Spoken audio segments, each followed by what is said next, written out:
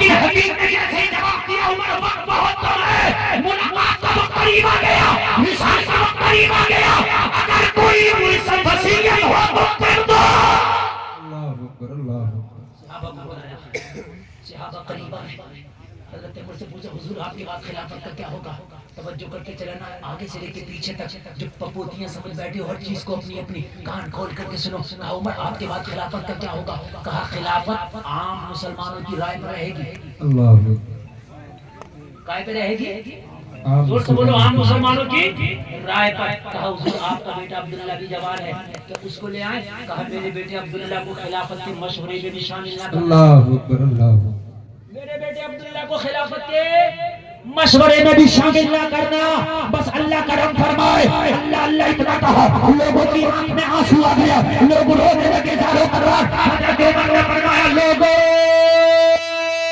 حذیفہ بن یمان کو بلا کے لاؤ۔ نبی کے ایک صحابی ہے حذیفہ بن یمان، یہ نبی کے رازدار صحابی ہے۔ نبی اگر کسی سے سب سے زیادہ راز کی بات کرتے تو حذیفہ بن یمان سے کرتے۔ ایک دن میرے نبی نے حذیفہ بن یمان کے ہاتھ میں ایک لسٹ دی تھی، جس میں مدینے کے سارے منافقین کا چٹھا لکھا ہوا تھا، جس میں مدینے کے منافقین کے سارے نام لکھے ہوئے تھے۔ حذیفہ بن یمان کو یہ لسٹ دی تھی، مدینے میں کون کون منافق ہے یا تو میرے نبی کو پتا ہے یا حذیفہ بن یمان کو پتا ہے۔ صحابہ میں بڑی مچ گئی، حذیفہ بن یمان کہاں ہے؟ عمر بلا رہے ہیں، وقت بہت زیادہ کم ہے۔ حذیفہ بن یمان کہاں ہے؟ عمر بلا رہے ہیں۔ حذیفہ بن یمان امیر المومنین کی بارگاہ میں کھڑے ہیں۔ حذیفہ بن یمان ہاتھ باندھ کے کھڑے ہیں، حضور بندہ حاضر ہے، حضور حذیفہ حاضر ہے۔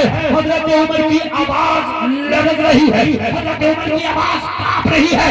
حضرت عمر نے کہا حذیفہ میرے وصال کا وقت قریب ہے، تجھے میرے نبی نے ایک لسٹ دی تھی جس میں مدینے کے منافقین کا نام ہے، میرے وصال کا وقت قریب ہے، اس لسٹ میں عمر کا نام تو نہیں ہے۔ اللہ اکبر۔ میرا نام کیوں نہیں ہے اس میں مجھے بتا رہے کون عمر؟ جن کی نیکی میرے نبی کہتے آسمان کے ستاروں کے برابر ہے۔ کون عمر جن کے بارے میں نبی کہتے اگر کوئی نبی بولتا تو میرے بعد عمر ہوتا۔ اللہ اکبر اللہ۔ جس کے بارے میں ایک مدبر نے کہا تھا اگر ایک عمر اور ہوتا تو پوری دنیا میں مذہب ہائے اسلام۔ ہائے ہائے۔ کیا بات ہے۔ میں اس عمر کی بات نہیں کر رہا جس نے جہاد کے بات کی ہو، جس نے کام کے بات کی ہو، جس نے چل کے بات کی ہو، جس نے کات کے بات کی ہو۔ میں اس عمر کی بات کر رہا ہوں جب دار ارقم میں عمر نے جب کلمہ پڑھا۔ ہائے ہائے کیا بات ہے۔ حضرت حمزہ بھی ہے، وہ 39 لوگ جنہوں نے کلمہ پڑھا تھا بھی مٹھی بھر مسلمان ہے، چھپ چھپ کے کلمہ پڑھتے تھے۔ امیہ بلال کو اتنا کوڑا مارتا کہ بدن سے خون رسنے لگتا۔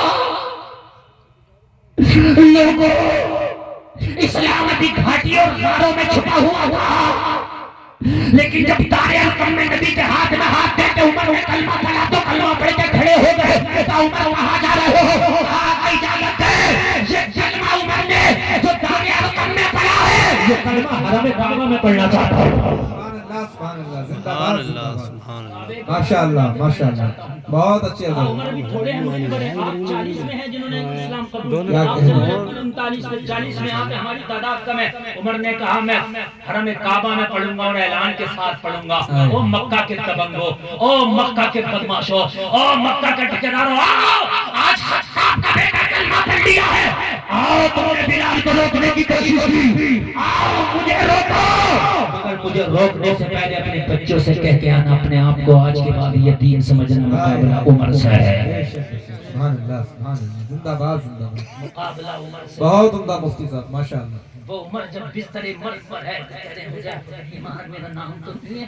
حذیفہ کی آنکھ میں آنسو آگے، کہنے لگی بتانے کی بات نہیں راز کی بات ہے۔ کہا تو یہ تیرے نبی کی قسم ہے، میں کسی اور کا نہیں پوچھتا، میرا بتا دے میرا تو نہیں ہے۔ میں یہ نہیں پوچھ رہا کس کس کا نام ہے، میں پوچھ رہا ہوں میرا تو نہیں ہے۔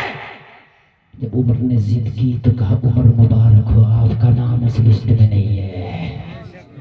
سبحان اللہ یار سبحان بول دو اللہ۔ سبحان اللہ، اور زور سے بول دو سبحان اللہ۔ نام نہیں ہے، حضرت عمر کے چہرے پر زخم کے باوجود مسکراہٹ آئی۔ سبحان اللہ۔ اللہ تیرا شکر ہے تو نے عمر کو منافق ہونے سے بچایا۔ ہائے ہائے ہائے سبحان اللہ سبحان اللہ۔ یا تو جمعہ پڑھ لینا تو سمجھتے ہیں کہ جنت میرے باپ دادے کا ہے۔ مسجد میں اگر 10 روپے دے دیں تو سوچتے ہیں کہ اب جنت کا ایک کونا تو